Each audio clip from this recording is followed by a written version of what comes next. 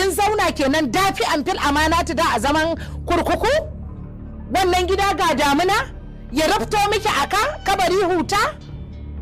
Sai dai ya fa miki ruwan ayatul kursiyu kawai a mai da kasa abin ne?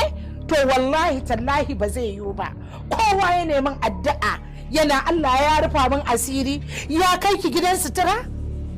An ɗibi kaya na alfarma an kai ki GRA ya ɗauke ki yanzu ya kai ki ghetto area? Wasu wanda so na yake yi da aure, kuma wallahi in kin gan shi ko ke ya haife ki. Kuturu shi ya yanke wa ƙasa cibiya. Kin ji yarinya, ke kuma to mai kika gaya masa? Ni na kore shi.